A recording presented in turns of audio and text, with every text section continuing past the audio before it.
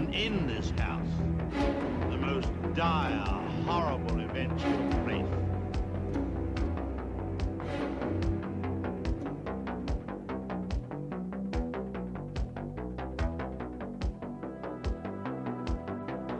You are not content with the stories somebody's lives come. Be my victim.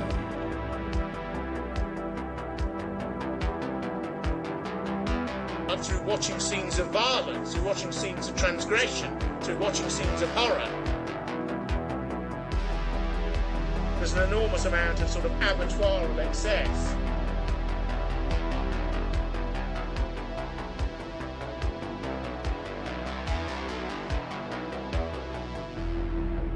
We all go a little mad sometimes.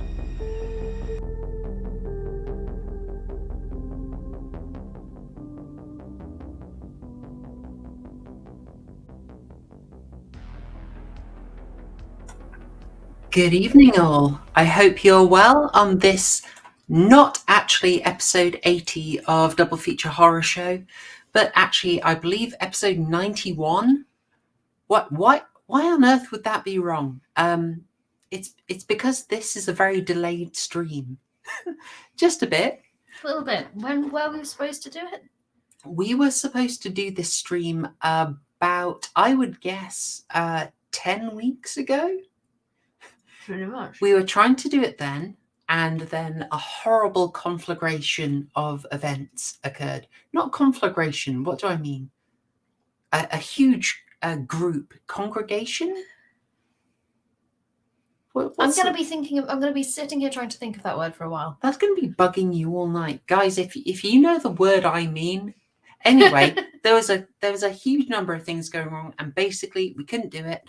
We are doing it tonight. And it may be the most efficient stream that we have ever done because we are still cursed. This movie is cursed. It has cursed us. It has passed through the screen and it has afflicted us. We are having a monitor that is going off.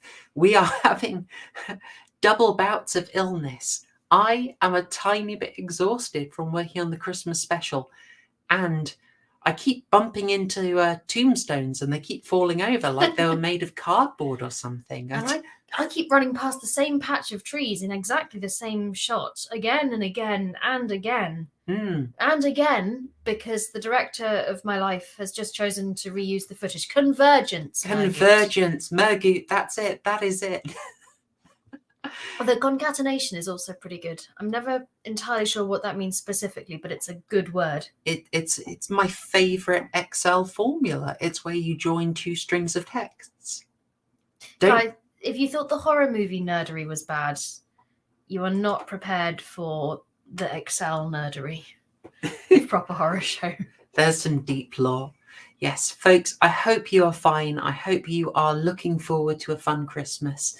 It has absolutely sprinted up on us. This will be the last double feature horror show before Christmas. It is the last double feature horror show of the year. And I may take a brief break in January because, oh man, I have been looking at Premiere Pro a heck of a lot recently. And I think I might need some time touching grass. Yes. However frost-ridden it is. Or if not grass, then one of the chickens. Yeah, definitely. Touching chickens would work.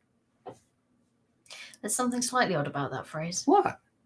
I'm sure it's absolutely fine. Anyway, folks. Go and cuddle a rooster. Yeah, of course. Okay, so incidentally, the rooster is still getting up at 5 a.m., which is surprising to me. Anyway. Yeah. We'll get some quick stuff out the way. This is going to be the most efficient stream we've ever done because we are ill. We are ill. But we want to give you a little bit of an introduction to Plan 9 from Outer Space.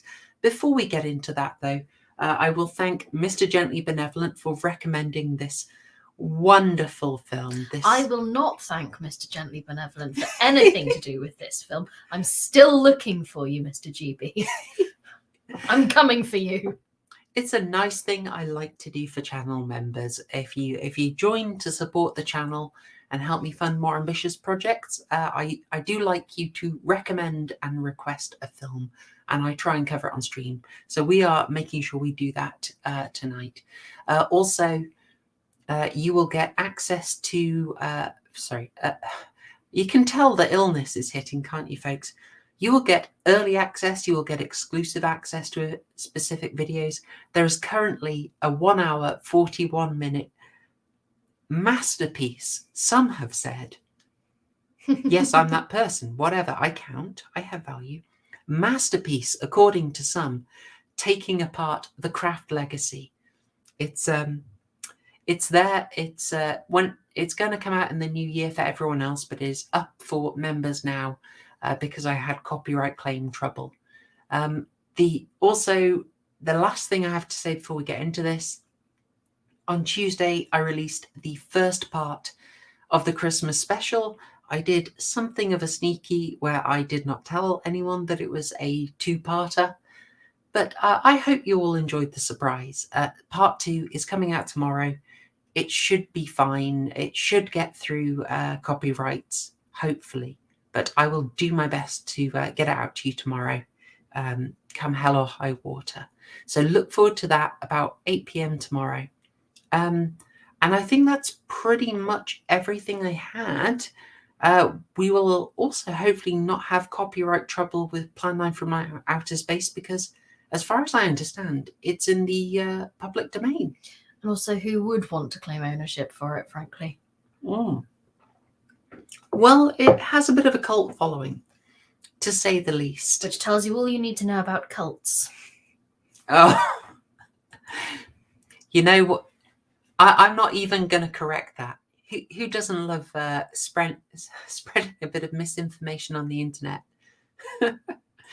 Yes, highly recommended, folks. Highly recommended. Join the channel either on here or via Subscribestar. And the links are in the description below. Yeah, so this should be in the public domain. It's Plan 9 from Outer Space was made in 1959 by the fantastic, the unique, the irreplaceable Edward D. Wood Jr. Hang on, run his name by me again? Edward D. Wood Jr. It sounds like a made-up name. Yeah, really? You think this is a made-up name? I haven't even told you about the wait. You know the male alien, that actor's name, right? There was Bunny Breckenridge, the sort of boss alien. Yeah. Who was the other one? Dudley Manlove. If you ever need a pseudonym, I'm gonna need you to, like a pen name, please, Dudley Manlove. Dudley Manlove. Is yes, yeah, one of the two aliens in this. Aliens in my horror movie?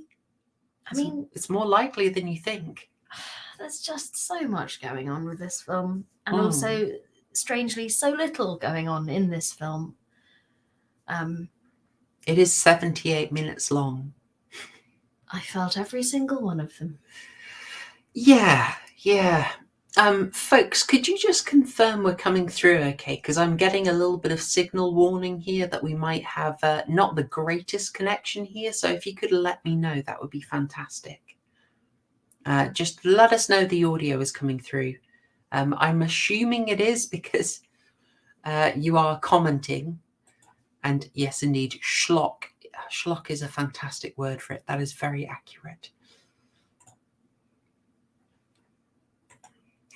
Yes. Don't dox him, Mr. GB. He tries to keep that private. Yep. Okay. I think probably we're better off focusing on the fact that Dudley Manlove was picked up. I'm going to assume we are coming through. Yes, let's hope so. I'm going to be a little bit cautious because I think probably the only way to talk about this movie. Thank you, Dr. Prepper. That's much appreciated. That's good to know.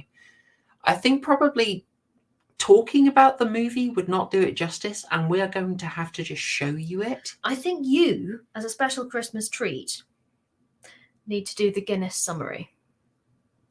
I in my particularly referencing the protagonist.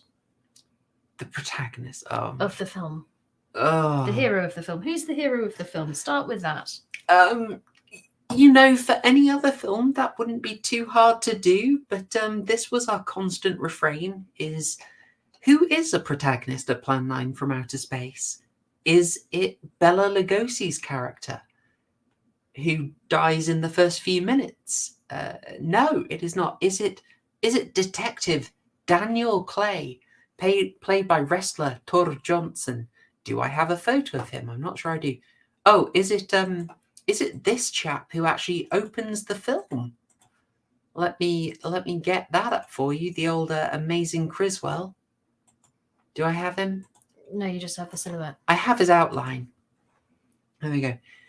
Is it this guy who introduces the? No, it's not.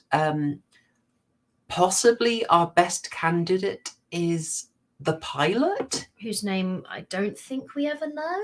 Oh, we do. It's Jeff. Oh, Jeff, of course. How could I forget Jeff? Trent. He's far too good looking to be in this movie, but what can you say? Or it might be the random military guy who crops up halfway through. That could also be one of the protagonists. Yeah, it's a jumble. It's a heckin' jumble. Yeah, I think that is very fair to say. Okay, pint of Guinness summary. I'm going to try. Whew. This might just be like a half of Guinness. Plan 9 from Outer Space concerns the 9th plot by a bunch of aliens about whom we learn fairly little, to prevent Earth from uncovering technology that will destroy the entire universe. And this particular plan involves laser rays that shoot probes into the recently deceased and raise them again as ghouls. They go wandering around a cemetery, harassing various people, killing detectives, and then resurrecting them. These ghouls appear impervious to bullets. And a number of people, including police officers, a military officer, and pilot Jeff Trent and his girlfriend Paula. Trent. Did I say Trout? No, Trent. Paula Trent. I think they're married. Oh, good. Paula Trent, yes. Jeff and Paula Trent get roped into the weird shenanigans happening around the graveyard, which also seems to fluctuate wildly between day and night, just in between shots. It's true. Yeah. Also, these... I mean, I don't think we'll ever find out why it's the 9th plan that they're on. And B, I'm not quite sure how it's supposed to work, given that the ghouls don't seem to be able to leave the cemetery. There are only ever 3 of them. And the aliens don't seem to be either focused on or very good at making more ghouls. And so I don't understand how this plot is supposed to stop the human race from discovering and using technology unless there's a secret lab in the cemetery, which there isn't. So all in all, it's not the finest thought through plan in the world, nor is it the finest thought through plot in the world. The military try to assault the flying saucers that the aliens arrive in. The military and all the stock footage they can muster is unable to bring them down. Oh, gosh. Ultimately, Oh no, Mr. Gently Benevolent. Imagine how annoyed you'd be if I made you watch the other 8 plans. Gosh. Eventually, Jeff, a military guy. No, Jeff's not a military guy. Jeff is a pilot, and there's a military guy who comes on. Oh, sorry, it was a and comment. Another detective. After Jeff's house is assaulted by one of the ghouls, they go into the cemetery. They uncover the flying saucer. They get in. They have a confrontation with the aliens, who tell them about the plan and call them stupid. And they're also impervious to bullets. Guns don't work, but luckily, smacking them over the head with a giant wooden stick does. It's a classic. It's a classic for a reason. Having done that, they bail out. They start smashing stuff up. The ship goes on fire. They get out of there. The ship takes off and then burns up. Maybe the aliens are coming back for Plan 10. I don't know. This didn't get a sequel. Funnily that. Yeah. This may sound jumbled, but the film genuinely is quite jumbled. It's very confusing to watch. Very confusing indeed. I think we might need to give everyone a taste. Well, I'll do a tiny bit of warm up for people about the production. Okay.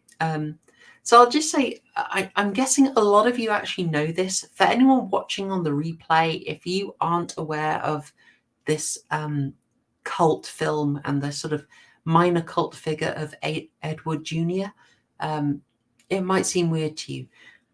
The film was really obscure. It disappeared until it was picked up in the 80s as an example of an absolutely awful film, highlighted then as the worst film of all time.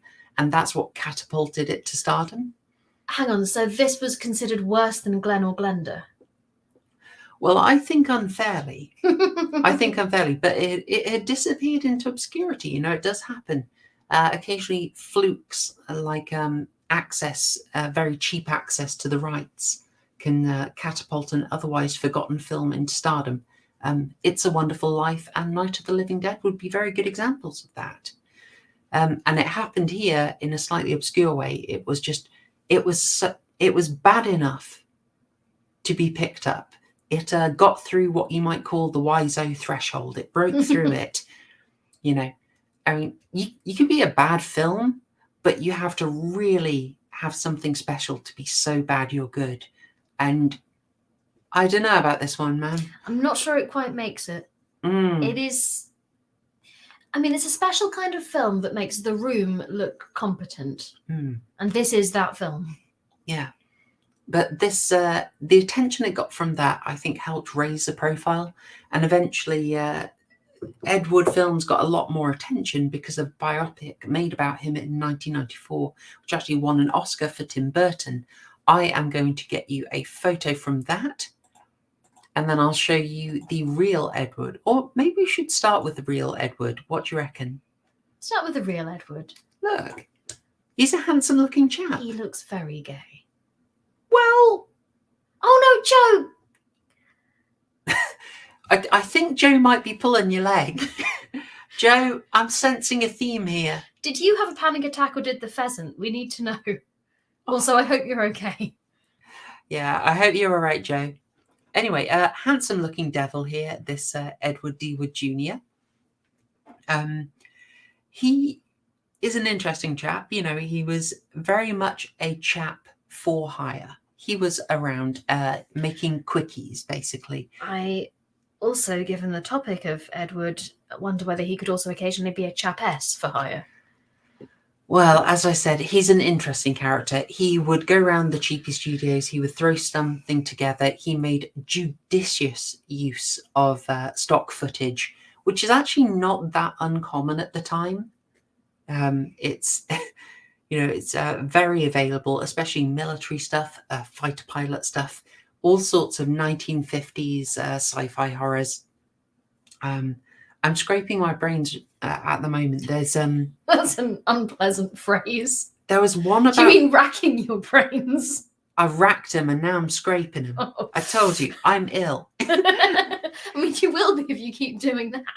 There was one about giant grasshoppers, which just rear projected the grasshoppers to a large scale and then put stock footage against them. It's... Look, you could get away with this back in the day. Anyway, this is the kind of work he did. He was extremely low budget, working with amateurs. Something you pick up watching this is you have to kind of admire it. I'm going to show you one of the sets quickly.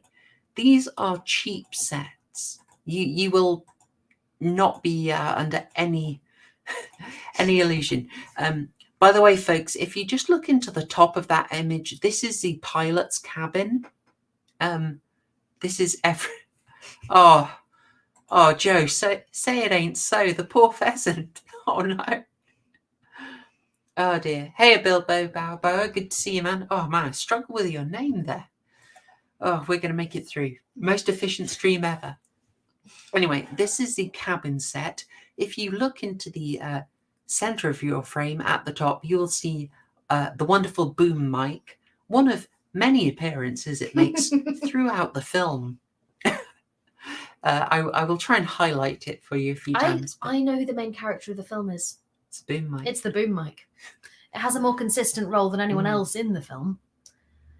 Also, Mergut recommended the semi-autobiographical Glen or Glenda just then. Oh, Glen or Glenda. Oh, we will show you a little bit of that, don't we? Proper Horror Show has indeed watched it. Yes. Oh, dear. Oh, hang on. Oh, no, it's a boom mic. It's not our mic. We're okay. Hopefully. Yes. Mergut has nailed it. It's a cardboard cabin with a shower curtain blocking it. Look at what they're steering with. My goodness. Anyway, what I'm trying to highlight is Ed Wood could make films on the cheap. So you can look at this set and you might be impressed by the fact that he manages to get police uniforms and police cars in this. But he has those because wrestler Tora Johnson, playing Detective Daniel Clay with an almost impenetrable accent, his son was a police officer. So it's Tora Johnson who managed to hook the production up with the police props. They also, Ed Wood also got Vampira, who I just showed you as a ghoul coming through the same bit of cemetery footage that they use. Cemetery set that they use over and over and over again. He had Vampira and Bela Lugosi bring their own costumes, and he cast borderline randomers. So a few people were cast in this because they happened to be staying with, I want to say Paul Marcos, who is one of his regular sort of cohort of actors, just happened to be staying with him. So in you come into the film, and Bela Lugosi, as I'm sure many of you know, this is his last film, but he had actually died before this was put into production. What? Yeah, he died before this was put into production. The footage of him in this was just shot and apropos of nothing with no story. Ed Wood just took the footage and then he decided to try and write the story around it. With that, no. No. Yeah. Because with the footage of Bela Lugosi he's got, this is the plot he came up with to try and fit that in. Yeah. No, because it doesn't make any sense. So he has the footage of Bela Lugosi who brought his own costume, and then he can't make more Bela Lugosi footage, so he has his chiropractor step in. His chiropractor, who looks to be about a foot. He doesn't really look like him at all, but he has a chiropractor just like cover his face with a cloak. He's also blonde, the chiropractor, from my memory. It didn't help, did it? No, not a huge resemblance. Yeah, I would not argue with that, to be honest. Yeah, so resourceful, and as we mentioned, copious stock footage is used in this. It is made very, very much on the cheap, which itself has a bit of charm about it. Does it? I would say so. These were the aspects that were that Tim Burton made a very big deal of when he made the film about Ed Wood called Ed Wood. Now, where do I have my image of him? There we go. And there is Johnny Depp as Ed Wood. You know, pretty good likeness there, I'd say. Got this fresh face chubbiness. Yeah. Next to Martin Landau as Bela Lugosi, who I also thought did a really good job. Yeah, for sure. I mean, it's a moving film. Yes. Yeah, I mean, I feel like Ed Wood, the film, is the best way to encounter Ed Wood's work, rather than actually watching the actual work. I think it's a better use of everyone's time to stay clear from that.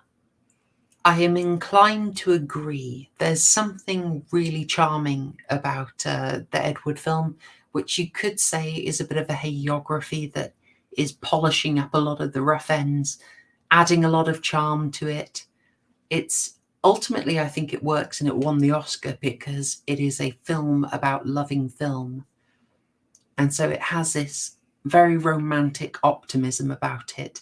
It has a little bit of the before stuff, but it's largely around making Plan 9 from Outer Space, which Ed Wood considered his masterpiece.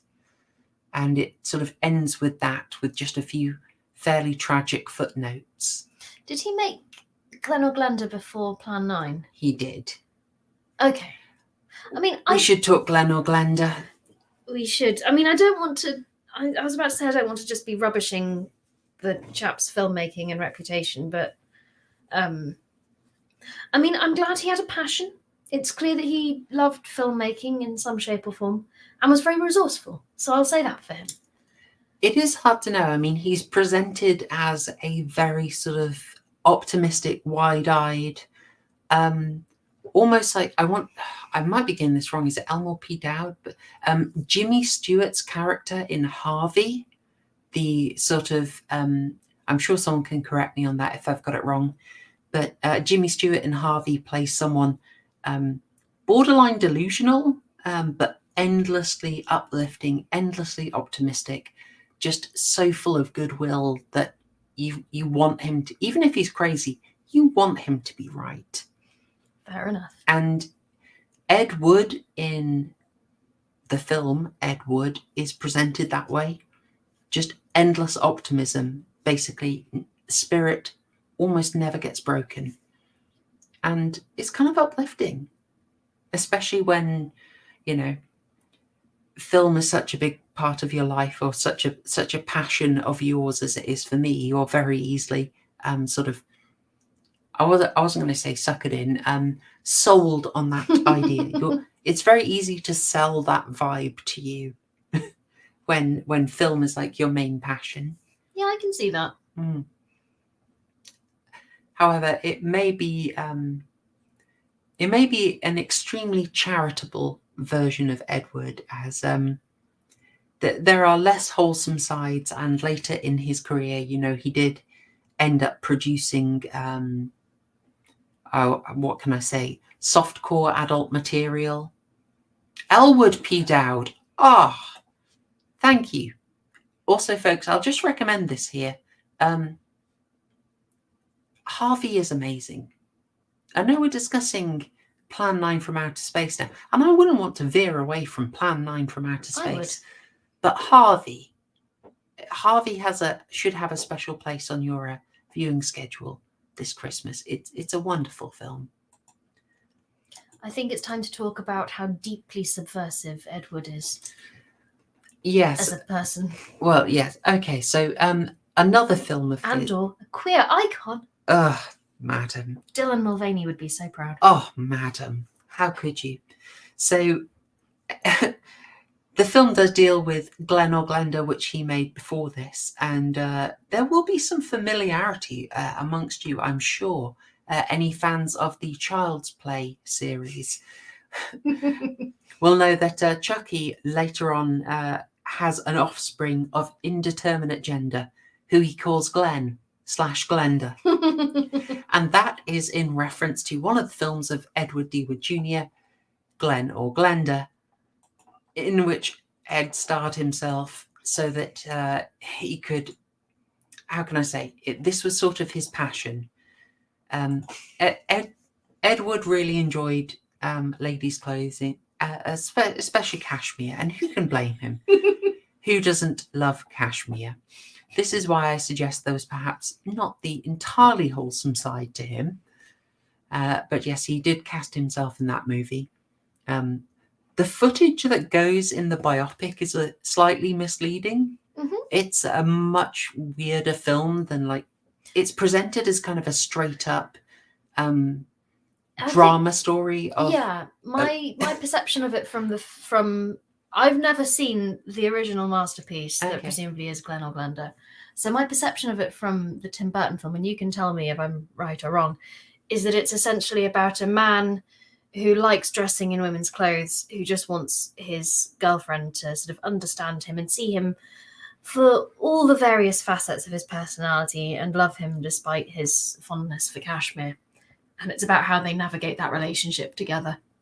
Well, that is definitely some scenes of the movie. There's also hallucinations and acid trips featuring the devil. You know, that does What? come up. It sounds exciting, but I genuinely would say Glen or Glenda is far worse than Plan 9 from Outer Space because it's boring. And is it longer? I'm not sure. It felt longer. It's frequently when someone gives you one of these so bad it's good films, it generally is just, it's bad. You know, as we said, it takes that special something to break through the Wiseau threshold and entertain you consistently. Glen or Glenda did not do that. I was dying. It was terrible. Okay, but that's enough of that. So I thought possibly we're not going to make a lot of sense of the story here. We could wrangle with the paradox of the aliens know the future, and yet they still lose. Yep. That I hadn't picked up on that. I was probably checking my phone at the point when they explained that. I remember you going sort of, 10 minutes to go. Yeah. I'm like, I don't normally check my phone during films because I think that's rude, even at home. But I was, I mean, I don't, like, bored isn't the word. I was just bewildered, angry, and frustrated. And so I was basically, I knew roughly what time we'd started watching the film. From about 3 minutes in, I checked how long the runtime of Plan 9 from Outer Space was, so I knew we were aiming for 78 minutes. So I knew when we would be finishing, and I was basically just checking pretty much every 3 or 4 minutes to see how much closer we were to the end. Yeah, it was an odd experience. It's one of those things just happen movies. Yeah. Okay, so what I'm going to try and do, folks, and hopefully this will work, this film is in the public domain. So I think really the only thing we can do to really convey this film, like this is not a standard film.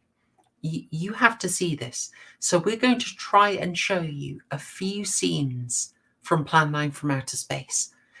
And we will, of course, provide commentary and analysis to make sure this all falls within the fair use exemption to copyright law, which it obviously will. But unfortunately, YouTube do be like that. It do be that way. Even though this is in the public domain. So we're going to give this a go. We're going to try and show you a few things. We have to start with the introduction because it's very special. Okay. All right, get ready to share screen. Yep. All right. Prepare yourselves, folks. I am hoping this works. Okay. Right, you can see that, and hopefully you should be able to hear it.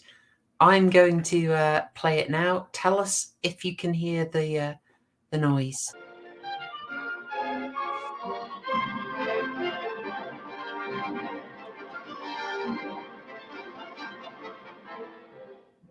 Greetings, my friend. We are all interested in the future, for that is where you and I are going to spend the rest of our lives. And remember, my friend, future events such as these will affect you in the future. You are interested in the unknown, the mysterious, the unexplainable. Future events such as these will affect you in the future. That's so profound. I want it tattooed on my face. I don't have an English literature degree. Could you pass that for me a little bit? I was trying to think of a humorous, sarcastic, droll way to respond. The best way to interpret future events such as these will affect you in the future is they they didn't hire a copy editor or a proofreader. Joe, I think you know a little much about this sub area, this topic. Oh gosh. Yes, what happened was they didn't hire someone to reread the script after they'd written it the first time. That's what that means. I think that's it. Well, funnily enough, this appears to be one of so this chap here is the amazing Criswell, who would make predictions. He's played by, I want to say, Jeffrey Jones in the film. Don't look up what Jeffrey Jones was arrested for. Wait, so he played. Hang on, what? So this actor here is Jeffrey Jones? No. Oh, so in Tim Burton's film. In Tim Burton's film, he's played by Jeffrey Jones. Okay. Who I think does a pretty darn good job of it. You know, it's very weird. I've watched Ed Wood maybe 8 or 9 times, and I've only made it through Plan 9 from Outer Space once. Oh no. Is that... I've seen Margoot's comment. Is that what Jeffrey Jones was arrested for? I'm afraid that's very much it.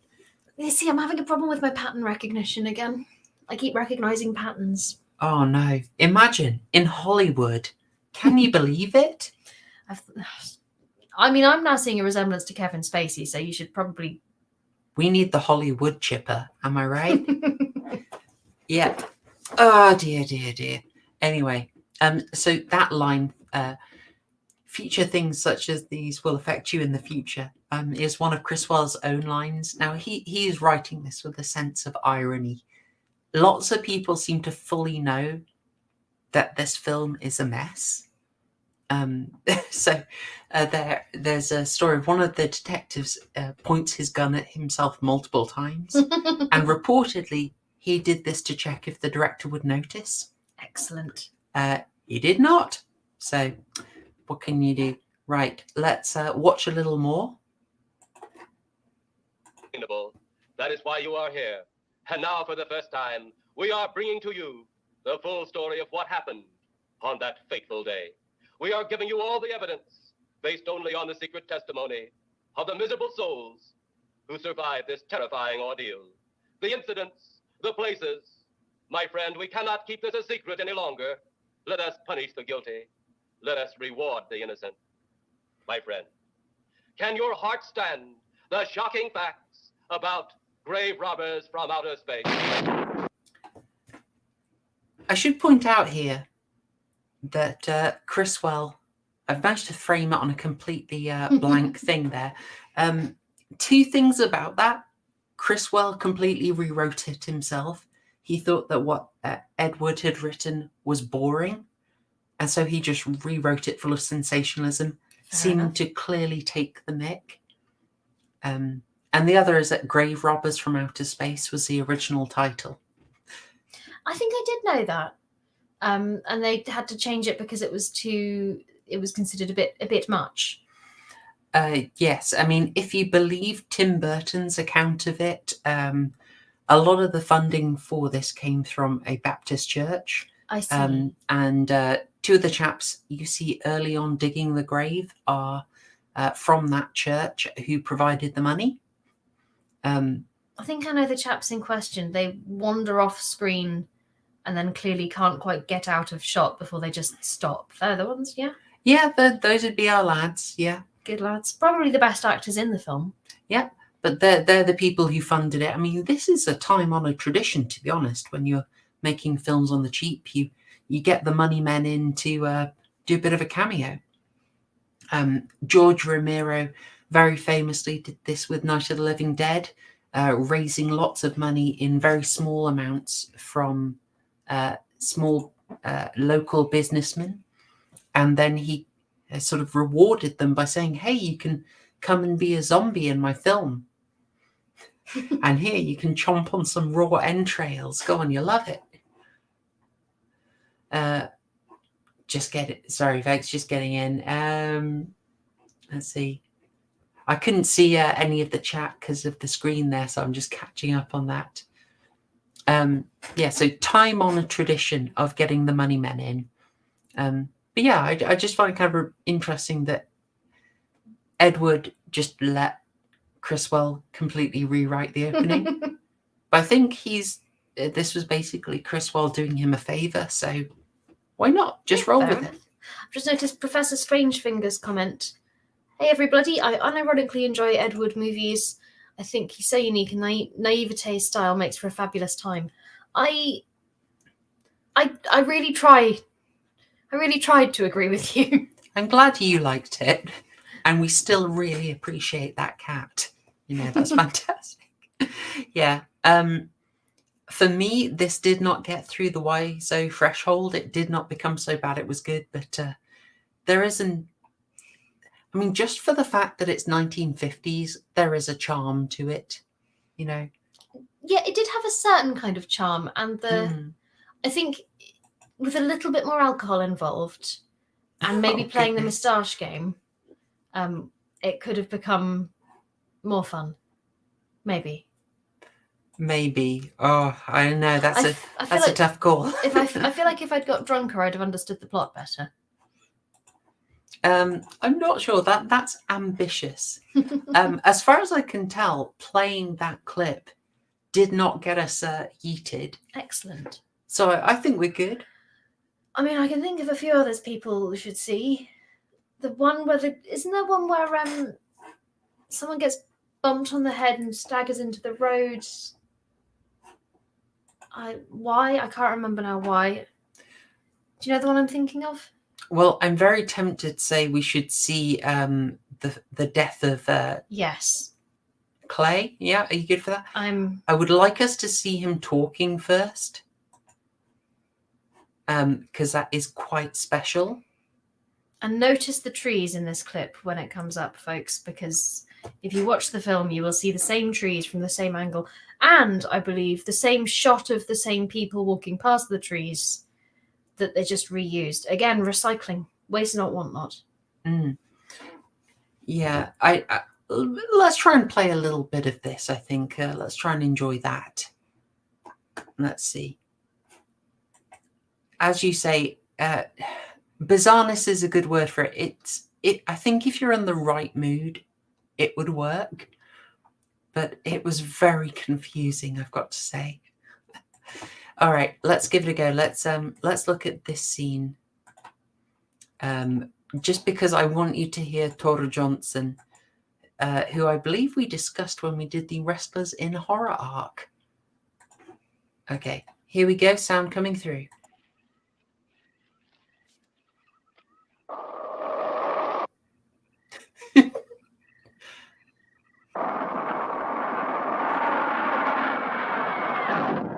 And there is Tor Johnson.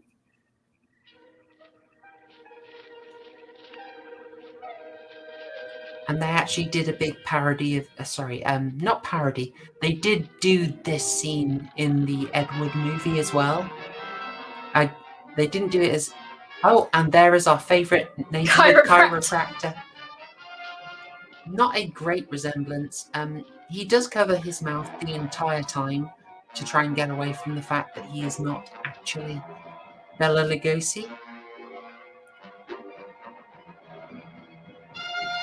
So this is the small bit of cemetery plot.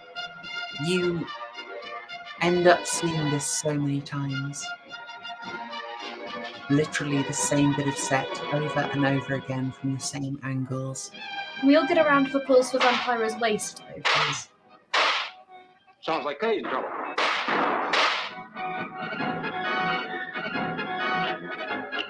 So Vampira demanded that she not have any lines. She wasn't impressed with the script. Do you get the impression that those gravestones might be cardboard? Something suggests that they might be. Is he dead? Yeah. That's a detective just poking his hat with a gun. Suppose that saucer or whatever it was had something to do with this? Your guess as good as mine, Larry. How you pointed out that he keeps pointing the gun at himself. I love it. I love it. So, oh gosh, where do you start? I mean, so they've got the wrestler chap. Toru Johnson. Yeah, Detective Clay. Detective Clay. In fairness, we have accepted decades of Arnold Schwarzenegger. Yeah. I'm not complaining about that, but he's just sort of wandering aimlessly on his own somewhere else while his crew are all just sort of standing around, and then just what's happening? What's happening? A lot of people wander onto the cemetery set and die there and then disappear. It's very confusing. They have the airplane cabin set. They have the pilot's house set, the inside of the UFO, the cemetery, and the general's office, which appears to be just an empty room. And they just kind of work around those sets as many times as they can. I mean, this is the thing. Rewatching bits of it, I have a sort of fondness. A fondness for the film that I did not feel while I was watching it the first time. The first time hits you. It's a lot to take in. But then you can appreciate things like little details, like the fact that it's the same darn angle, and you will see someone just constantly cycle through the cemetery plot from just like section A, section B, section A, section B, and just keep doing that. Yep. It's once you notice that, it's got a sort of charming logic to it, and the fact that you can be stalked through this very small set. Like it's that small that they can't do a big distance between people, so they just have you followed about a meter away. It's impressive. I mean, well, is it impressive? No, it's not impressive. It doesn't. I feel like it's sort of like watching Possession. It's not meant to make sense, and trying to make it make sense won't increase my appreciation of the film. Are you trying to stir the pot with that? I'm not. We've got some dedicated Possession fans in here. I would say that Possession is at least a competent film. So, Mima, if you're confused, this is fine. That is Vampira playing well, not really a zombie. Probably a zombie, a ghoul. They call them ghouls a lot. But I think probably closest to zombie, she's a reanimated corpse. Yes, she's reanimated by the space laser probes. Yeah. Either probes or lasers, depending on the scene. I was never clear, but they are operated by a kind of remote control. Which suggests lasers to me. Yeah. I think we should show the good people the alien headquarters with Bunny Breckenridge. Okay. I mean, a brief word on Vampira. Absolutely. So I'll try and get back to that wonderful little image of her. Oh, here she is. Now, I'm not doing this for Kitsch Factor. So this is, and I'm just checking that she hasn't had anything slip out that we can't show on YouTube. I think we're safe. You've got to notice that waist cinching. It's as I said, can we all pull one out for Vampira's waist and internal organs? Which will be in a lot of pain. So as I recall, she's Finnish. Her real name is Maila Nurmi. Apologies to anyone Finnish or in the vicinity of Finland for me butchering that name. She has got a special place in my heart because she is effectively our first horror host. So having a job on a cable TV channel introducing in character horror movies or sci-fi movies and doing it with a slight sort of weird delivery. Like it's always delivered in character. She's basically the first, or that certainly the earliest and best known in the time, and really sort of set the vibe. You get sort of male horror hosts later, like Paul Bearer. What's a name? Who really play up the comedy angle a lot more, and then Elvira, who there was a whole lawsuit over whether Elvira stole Vampira's act. I should probably look into that a bit more before the next time I discuss, but again, that was a campier vibe that she had, but Vampira really is kicking that off. She was not massively a fan of this film. She didn't like the script, but I love that she specified that she didn't want to have any lines. She was small scale, she was small scale, so she took the work. And it's kind of a classic thing of people who are these cult characters. They aren't appreciated in their time, and so they do have to take light work, and then the fame and the money actually comes a bit later. Yeah. I'm not sure if she ever really got the full recognition, but in her lifetime, but certainly now the credit does always very rightfully go to her for her role in Horror Hosts. Oh, that's good. Yeah. You wanted, which scene was it that you thought would be extremely illuminating for people? I think is it the second scene in the alien headquarters where they have the bit of the confrontation? Oh, like the final one? Where Bunny Breckenridge is really cross with his two subordinates, that one. I get you. Right. I'm going to try and find that for you now, and I'll get our favourite boom mic back up. Where's my favourite boom mic? We'll just get that up there while I be a massive boomer and try and find what we're looking for. Oh, I've got my Pentagon scene there. We do need that as well. Should we get the Pentagon for the boom mic? Yes, and also just for the whole... It's about 10 minutes of extended in terms of plot. Okay. I think it's... I think we have to do this. We have to start with the stock footage from just beforehand with that. Okay, hang on. I will go back a bit. And don't forget to share it on screen. Okay, I think we got that. All right. Forgive the slight boomering, folks. You know how it be. Did I mention ill? I'm going to lean on that as much as I can. Okay, folks, here we go. I really want you to enjoy this. So notice the stock footage, the filmmaker's friend there.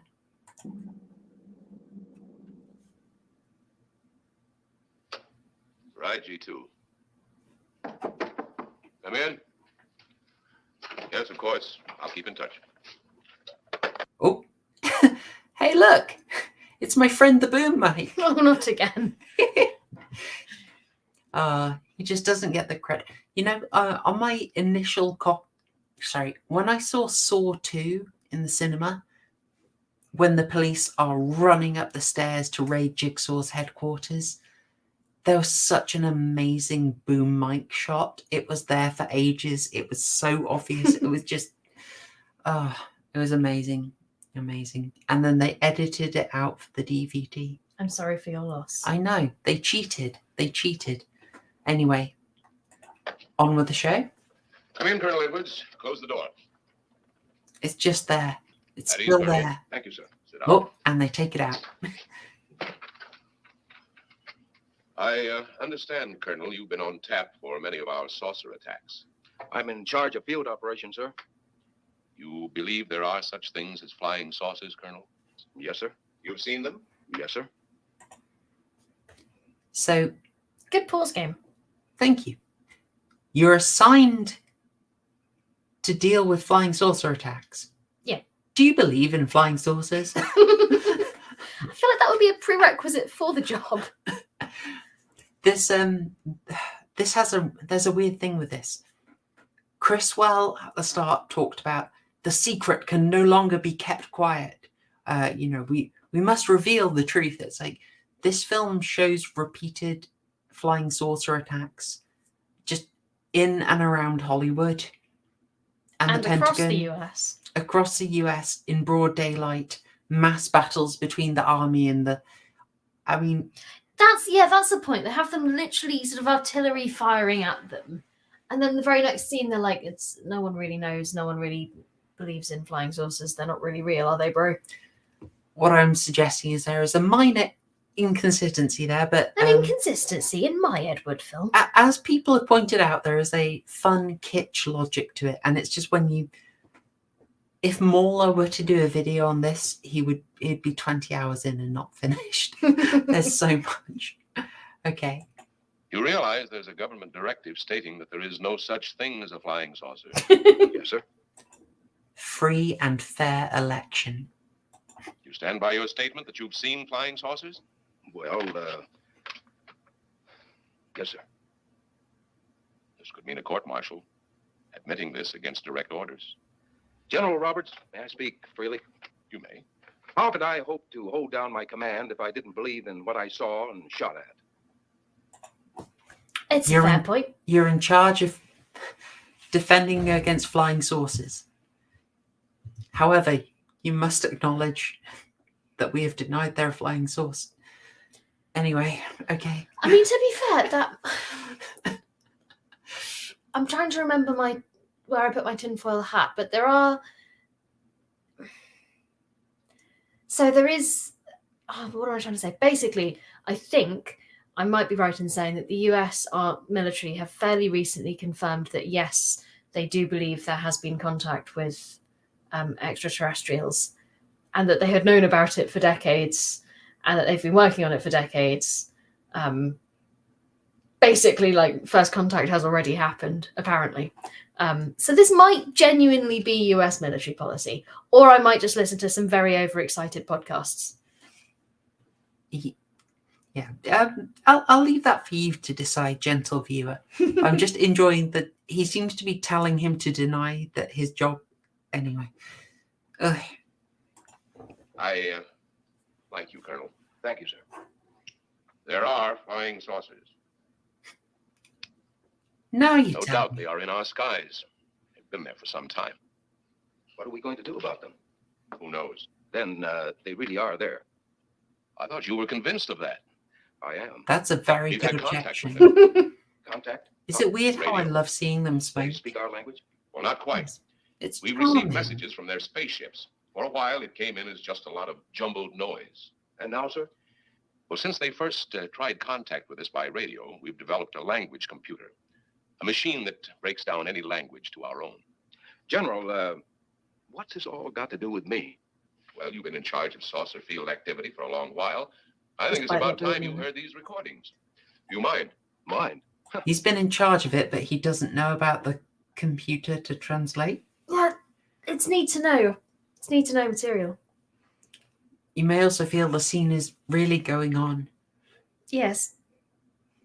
Should we just see where this goes? I can't remember where this went. It takes a while. I think we listen. I mean, I don't know. I feel like we should move to the next barely connected scene. Okay.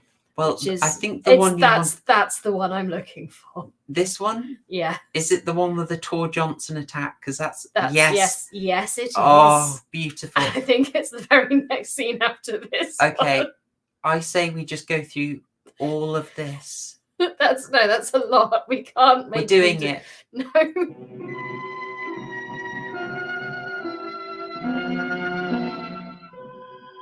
Was that us? Wakanda forever. Ian Hislop. Oh my gosh! Properly is. We are ready to report, Excellency. You are many days late. It was unavoidable. Okay, so before anyone says it, no, that is not Mr. D in the centre. On the left is our wonderful Dudley Manlove. On the right is Joanna Lee, who subsequently disowned the film. I don't blame her. And in the middle is, I forget his Christian name, but it's John Breckenridge, but maybe Bunny Breckenridge. Let me just confirm. I think you said Bunny Breckenridge. Well, Bunny is a nickname. John Breckenridge, yes. John Breckenridge playing the ruler. He treats this role with a wonderful camp disdain. It's quite delightful. Yeah. It's true. I just got distracted because Mima wants to know what happened to serious film discussions. Mima, Mr. Gently Benevolent is entirely to blame for what we're currently experiencing. So send your therapy bill to him. This was requested, and I do my best to honour requests from highly respected and valued members. But we may have to have a new rule following this one. Anyway, John Breckenridge does add to some of the rewatchability of this because he's so delightfully camp. I think someone pointed out that many of the actors in this were taking it entirely seriously and were really like doing their best with it. I feel like Bunny Breckenridge was not one of those.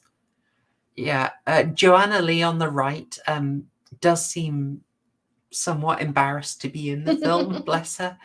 But this scene, I think, is very much worth watching just because it goes to some really crazy places. Yes, but before we press play again, I'd like to say yes on behalf of Chloe. That's absolutely fine. It's lovely that you're having a good holiday season, Christmas season. Bugger up, not saying holidays, it's Christmas. Yeah. Year's Merry Christmas to you as well. And of course, if I haven't said it already, Merry Christmas to everyone here and everyone watching on the replay. I hope you're fantastic at the moment and looking forward to a lovely day. Also, Years, you were absolutely hilarious on the Unpopular Opinions Christmas party. You had me absolutely cracking up, and I'm glad it was so educational and you now know so much more about pork pies. It's an important culinary situation. But to not veer too wildly off the subject, let's get back to this absolutely... And hide Mima's comment. Oh, yeah. Well, I feel like it's a good caption for... We will have some very serious discussion. When we come back in January, we are starting a mega arc of anthologies, starting with Dead of Night from 1945. And I cannot wait to go through that one with you folks. It is amazing. I love it dearly. But that is for the new year. We're still on Plan 9 from Outer Space. So let's get back to that. We tried to transmit via televisor, but atmospheric conditions made transmission impossible. We should transmit it as soon as conditions permitted. Yes, I thought time was of the essence. Suspicion. I am. I'll get it back to normal if you want. Yes. All right, I'll go back a bit so you can just... But atmospheric conditions made transmission impossible. You should have transmitted as soon as conditions permitted. I thought time was of the essence. Suspicion has fallen upon our movements. Our ships have been viewed near the point of operations. I might be using this guy for an avatar soon. He's too perfect. I just love that he's in a medieval costume. Yeah. As an alien. I don't know, it kind of reminds me of the fascias a bit. Is that how you say it? Yeah. It's an interesting setup, and you'll notice once again the old shower curtains covering a multitude of sins. This all the way was all shot on quality sound stages, by the way, which still stands to this day, although it's abandoned. Anyway, that withering look is just beautiful. You see that look, you know your yearly annual review is not going well. Indeed. Oh. I'm sorry, Paul, you've been demoted. You're no longer branch manager. Now you're district catamite. It's the best we can do. And what has this added time gained, Euros? We have successfully risen 3 of the dead ones. Permit me to see one. Bring in the big one. Use your small electrode gun.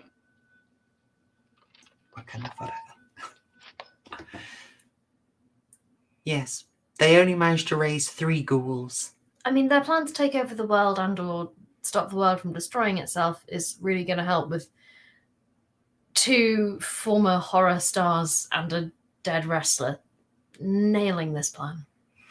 They're working up. They're getting momentum, you know? They're building up there. And it's a halberd, not a fascist. It's a hellbird. Oh, there we go. Thank you, folks. I have taken 2 ships from your command. But that will leave only my ship.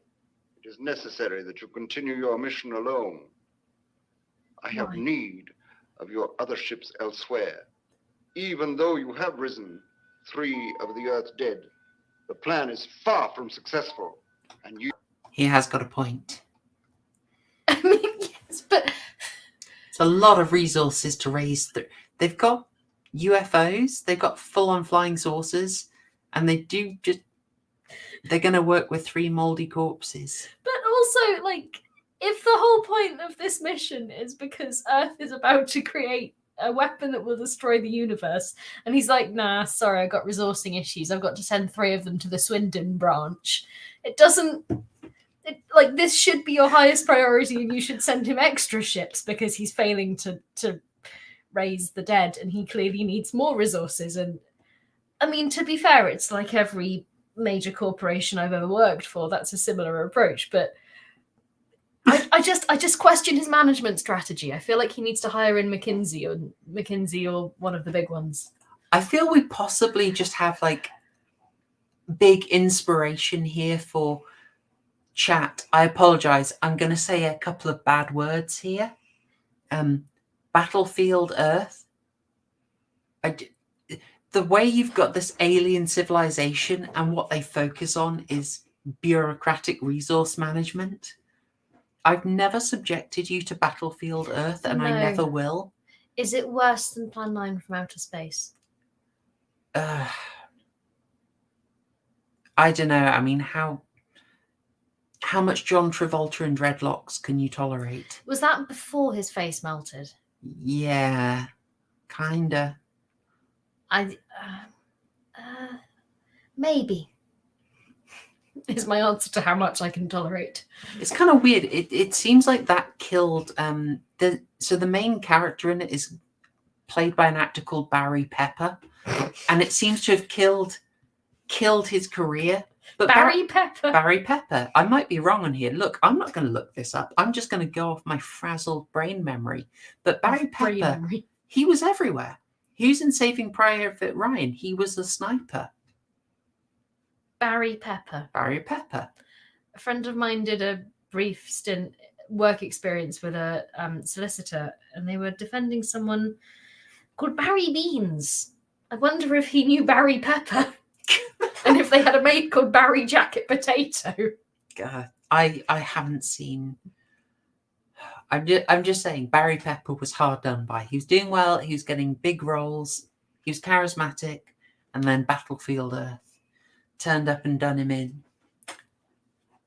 Mr. GBP. See, it was Barry Pepper. He is a real human being. His parents need to apologise. Oh, Joe. He is a seasoned actor. What can I say? No. No. Nothing to sneeze at. No, I'm done. Goodbye. Okay. All right. Oh, dear. I think all those Pepper jokes ground her down. No. They may be a bit corny. Corny. Peppercorn. Oh, okay. Oh, dear. Shocking. There's a lot of this scene left. They're really, really. You, Eros, must prove it an operational success before more time, energy, ships, and your countrymen may be spent on it. We will not fail. Everything is on our side. What a shock. Not everything. We do not have the live Earth people. I love him. You reported that your ship was viewed at the scene of your present operations. That is correct. Do you He think doesn't that know- was a fumble? Yes. Just a little bit? He doesn't know his lines. I'm going back. They have been viewed. You reported that your ship was viewed at the scene of your present operations. That is correct. Yeah. They have been viewed many times, but not at the scene of operations. Something must be done about that. There is Troy Johnson. There is a woman regretting. Stop him, Tanner. He's close enough. Turn off your electrode gun. No! No! Stop him, Tanner! I can't get it. It's jammed. Stop him, you fool! Drop the gun to the floor, Tanner. The metal will break contact.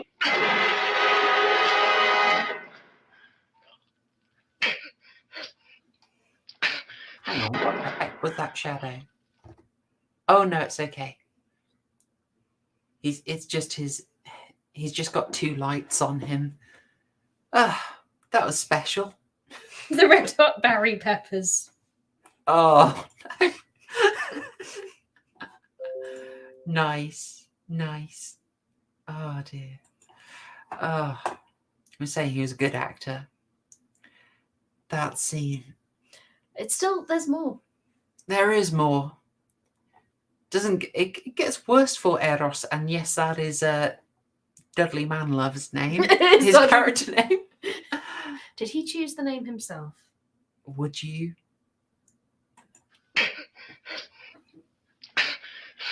That was too close. Yes. Oh, excellent eye roll. Bring the giant here that I may get a better look at him. Bring the giant here that I may get a better look at him. Bring the giant here that I may get a better look at him. Yeah, so that is going straight into the new channel intro. Oh dear. I don't fully understand how their guns are supposed to work.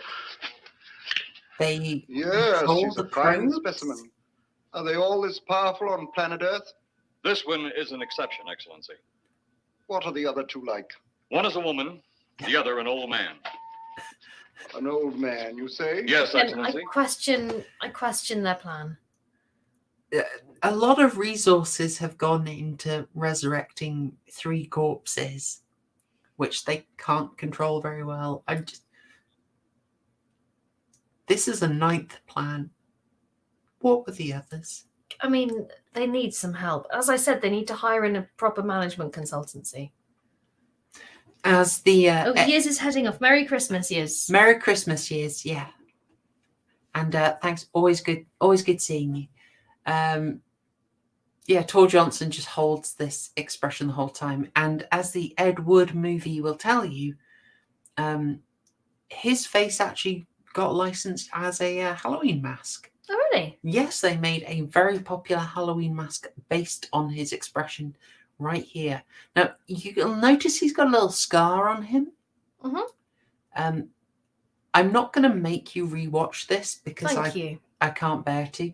But the scar will move around throughout the film because he was getting skin irritations from it. So they just keep shifting it round. Wow. Okay. I don't really know what to say to that. Okay. I'm absolutely loving Bunny Breckenridge there.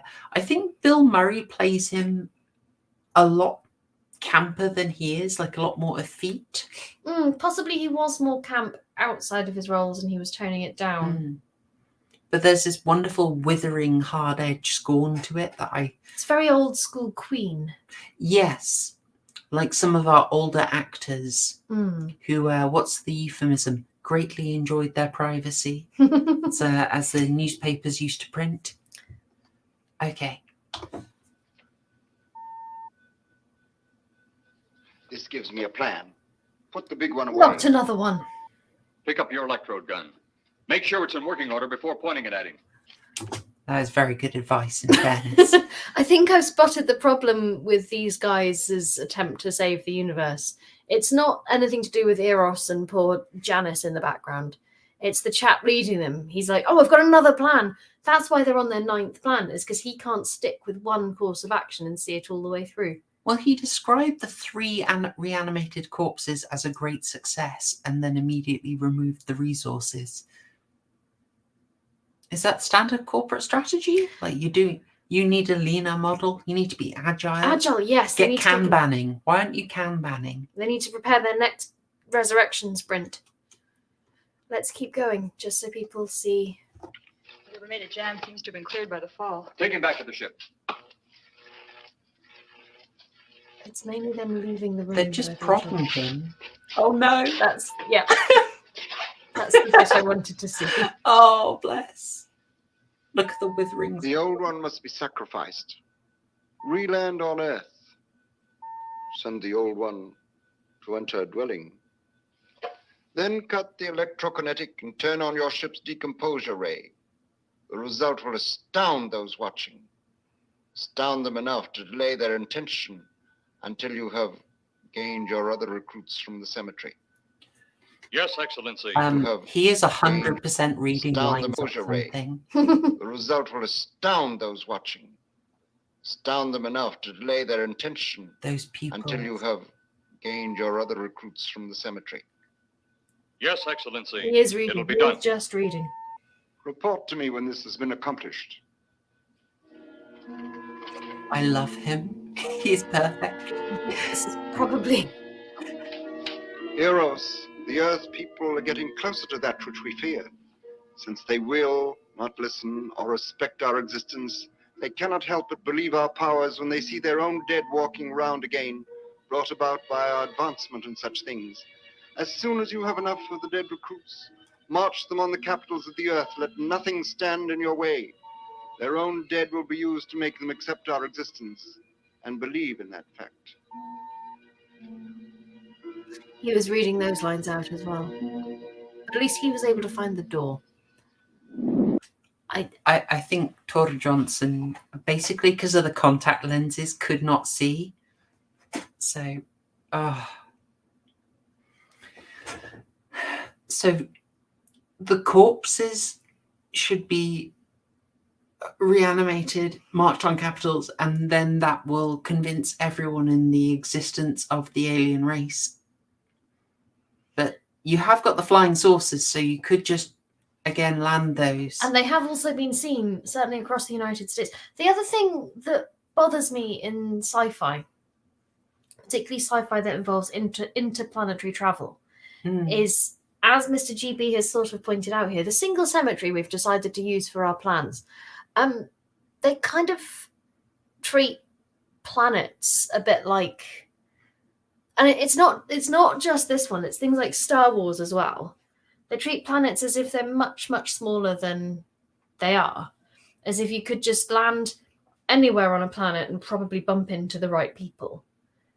So in this one, they're just like, okay, they've just rocked up at this one place in Hollywood, and that's where they're going from. Or then in Star Wars, the stormtroopers are looking for whoever's in hiding at one point, and they just happen to rock up, less than 10 kilometers away from the town where the person they're seeking happens to be hiding. It's like, actually, realistically, you'd probably land on the other side of the planet, and then to search the whole planet would take quite a long time. So what you're saying is Episode 1, The Phantom Menace, really had something going for it, given that they landed on the wrong part of the planet and had to...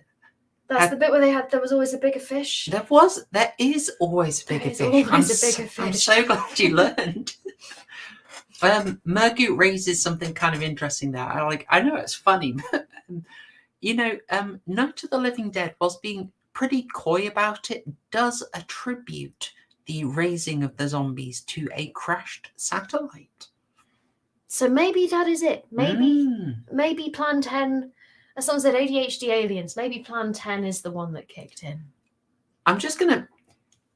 Joe, since you mentioned Kenneth Williams, we had as I'm sure many other people around the country were doing, we settled down recently to watch the 1969 Carry On Christmas special, and they didn't have Kenneth Williams in it. I was very disappointed. And they didn't have Charles Hawtrey either.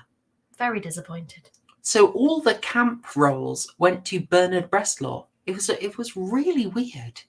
Very odd combination indeed. Anyway, very, very odd. So they have already done a full-on war with the army at this point. Yes, but still people don't believe in them, including the army. Fact checkers have disproved. Oh, that's it's true. Been debunked. The election was fortified. Debunked. Sorry. Yeah. The election was debunked. They should fortify the invasion and the plan. I think that's what they need to do. So, but in fairness, there is a stream of there's a line of logic going through here. The general says that they've been getting the messages from the aliens saying, you stop what you're doing with your technology you don't have yet. and they do ignore them.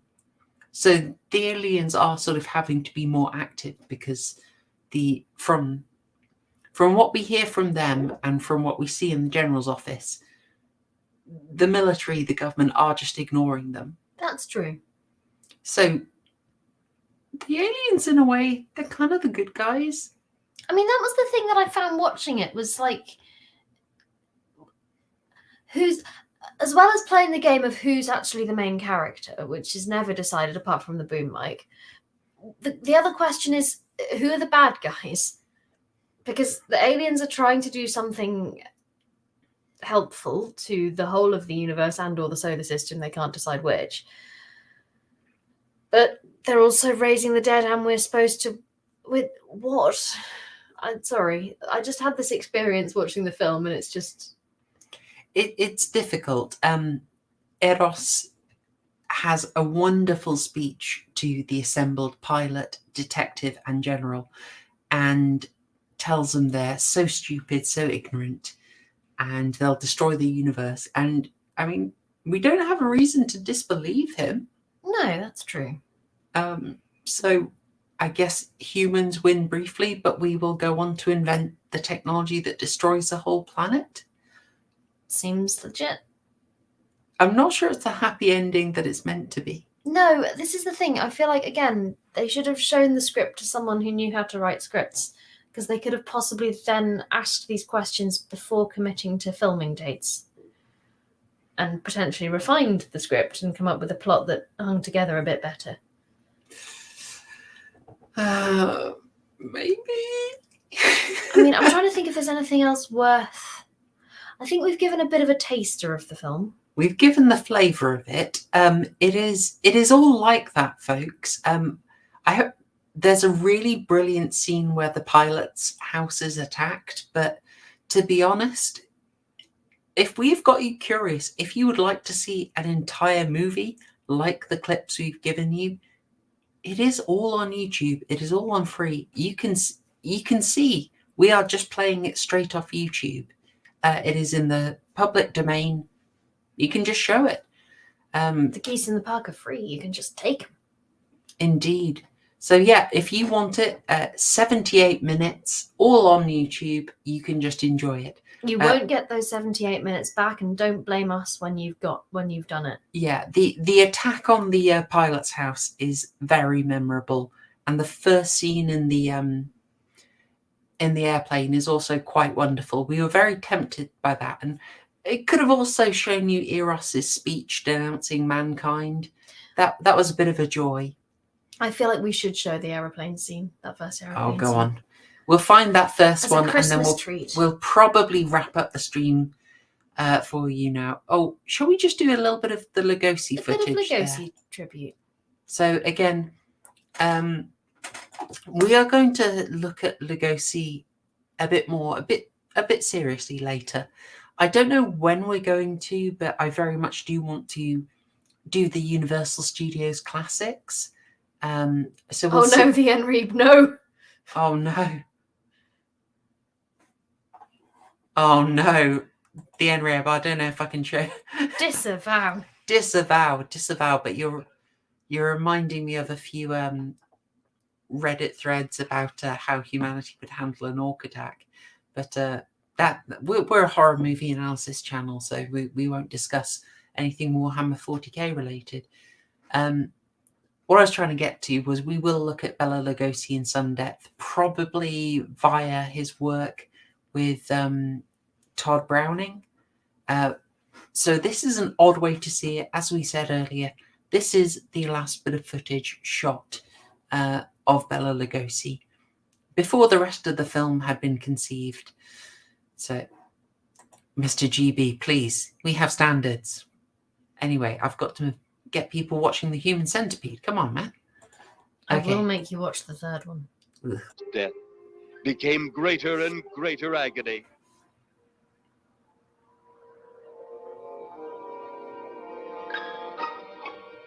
The home they had so long shared together became a tomb, a sweet memory of her joyous living. That's Tor Johnson's The house. sky by the to way. which she had once looked Nice. was now only a covering for her dead body.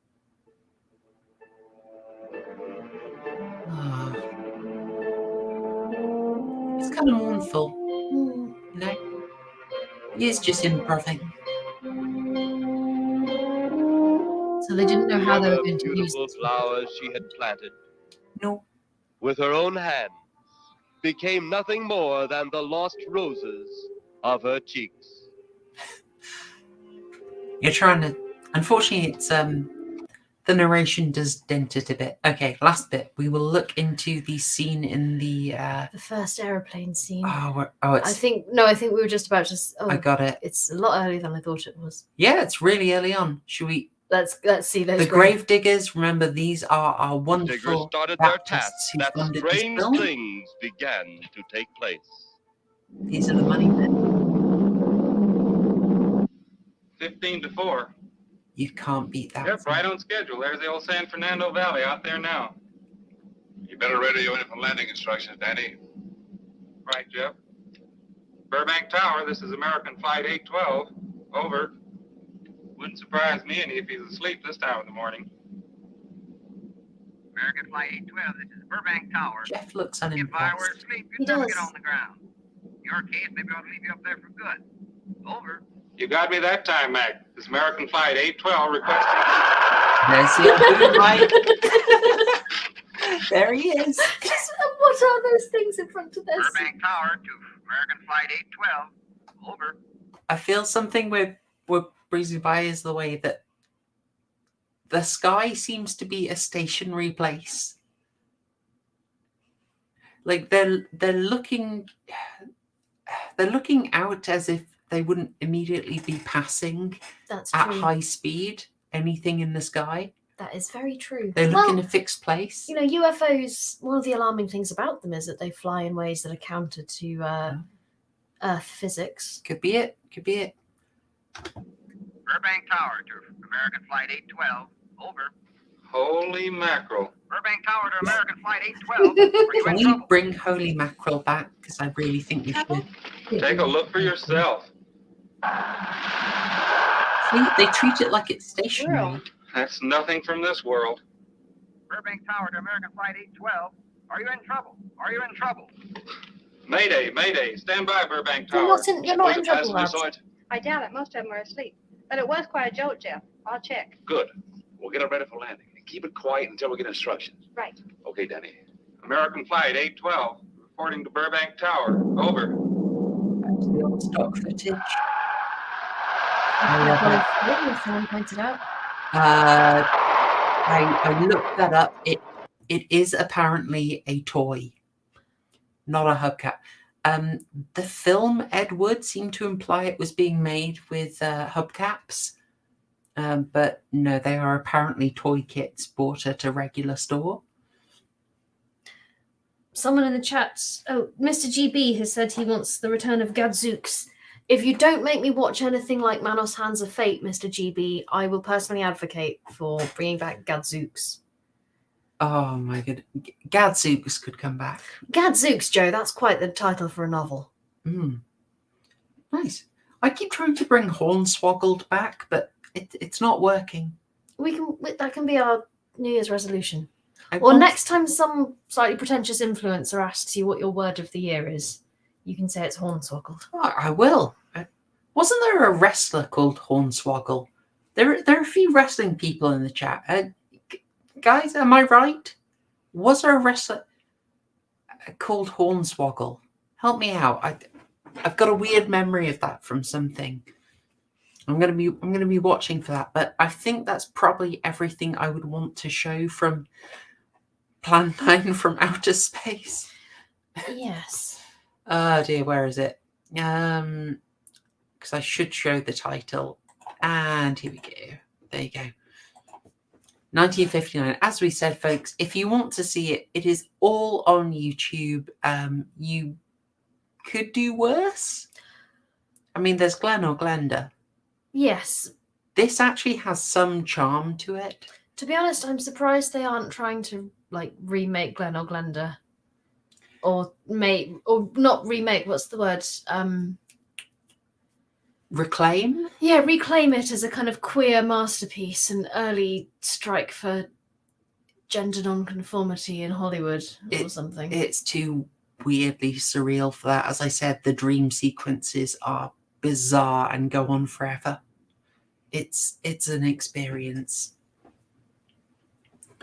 But I would say that probably is where I would leave it off. I mean, we should do our closing thoughts and scores. Oh God, no! We can last. Look, I know we're both ill, but and look, we've made it past the runtime of the film. Oh God! Yes, look, I was right. Hornswoggle. Yes, the wrestling leprechaun. I was trying to think, what is the correct term? Little person. Anyway. Blender bender. There we go. There we go. Yeah. As far as I can tell, the enduring cultural impact of Glen or Glenda is in the Chucky series via a very coy reference, which I enjoyed. Gosh darn it. Gatsby has been really quiet tonight, which is a change from how he was earlier this afternoon when he wouldn't shut up. Yes, Gatsby's been very agitated. But he recently discovered that he really likes duck. So now just sort of follows us around looking hopeful in case anything we're eating happens to be duck. Yeah, he's got expensive tastes, which is not... One time we tried to treat him with king prawns and completely ignored. Okay. Waifu, let's have your closing thoughts and score for Plan 9 from Outer Space. We've already got some very strong scores coming in. Mr. GB, 12 out of 12. Cheesy Baps. Cheesy Baps. That's a... I mean... I don't want to be rude about it because there's clearly lots of people in the chat who feel very affectionately towards the film. And that's nice for them. They've clearly found something in it that pushed it past the, as you keep saying, the Wizzo threshold and into so bad it's good territory. Hello, Gatsby. Hi. Hello, me old chum. Gatsby There we go. does not approve of the film. It's not long enough for him because he likes more time with his people. I would say it's probably in the right mood. I could push it up to a sort of 7 out of 10. Let's all have a laugh at it.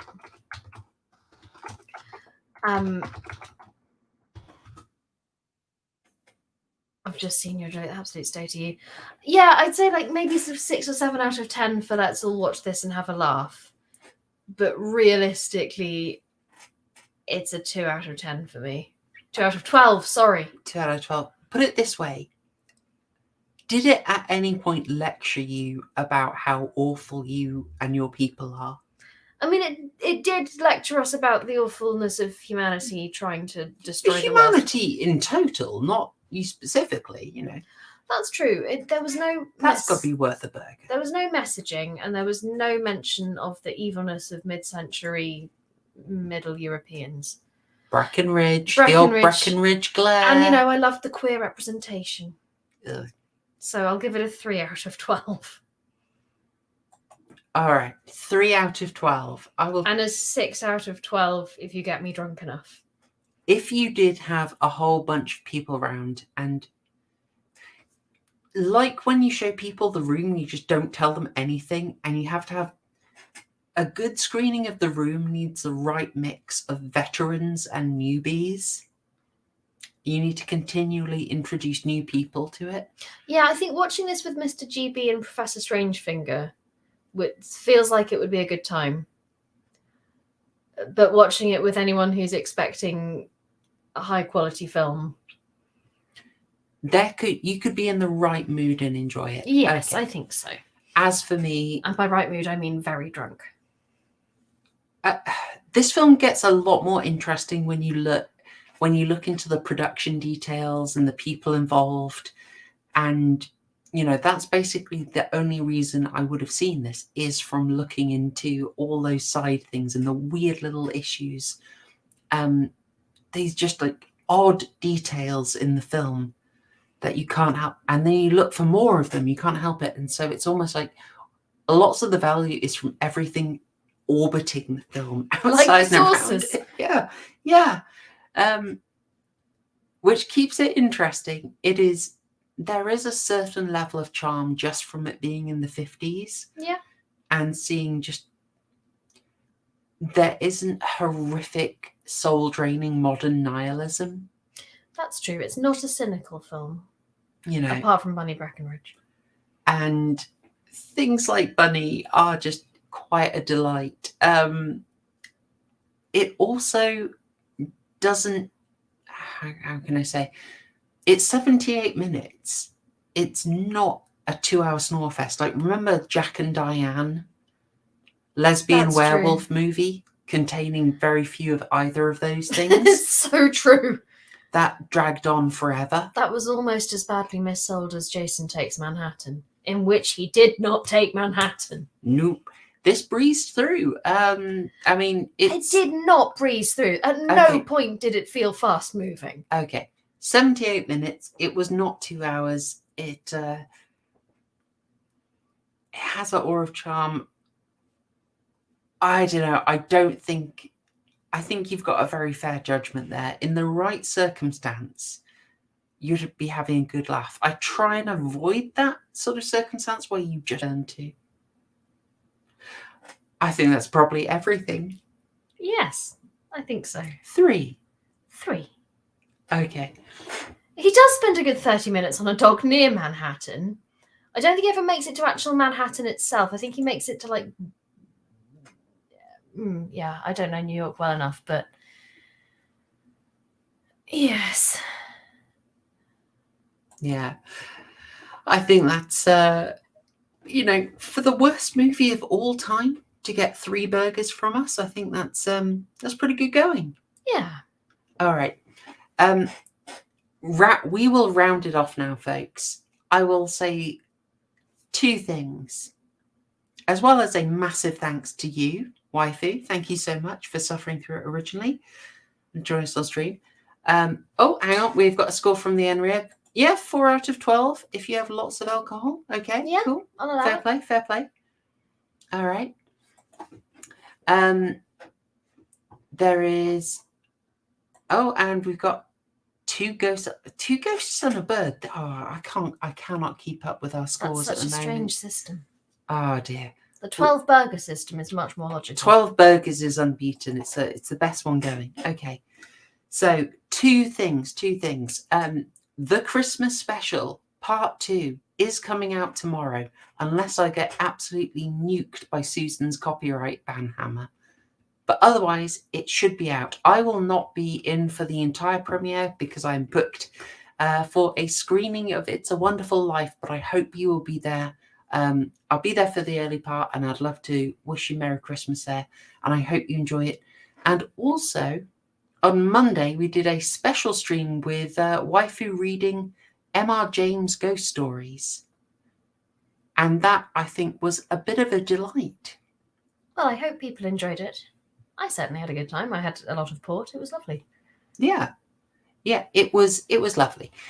We are definitely doing that again, but as I mentioned, it'll probably be next week, but Yeah. it should be a treat for you all because the M.R. James stories really are lovely, and listening to them at this time of year is very traditional. But I've been absolutely stuck in front of Premiere Pro editing streams for far too much of my holiday, so we will just have a little bit of a break for a while. I'm sure you appreciate that because there's something far more important around this time of year, and it's being in front of a fire with family, not in front of Premiere Pro, No. but in a kitchen or with family, and appreciating good company. Christmas is, of course, really, really close right now. And yes, indeed, Mima, there was the waifu face reveal. Yes. This is a long-winded way of me saying Christmas is coming. I hope you have fantastic Christmases. And I will see you on the other side of it. Enjoy the Christmas special when it comes out. And I'm wishing you a very Merry Christmas. And with that, I will leave it. So thank you, wifey. You're welcome. Thank you, chat. Thank you, Edward D. Wood Jr. And thank you, Mr. Gently Benevolent, for bringing this film to my attention. Yes, yes. Thank you, Mr. GB. You shouldn't have. You really should not have. All right. So from us, a Merry Christmas. Thanks, y'all. And cheers. Cheers. #RockGang.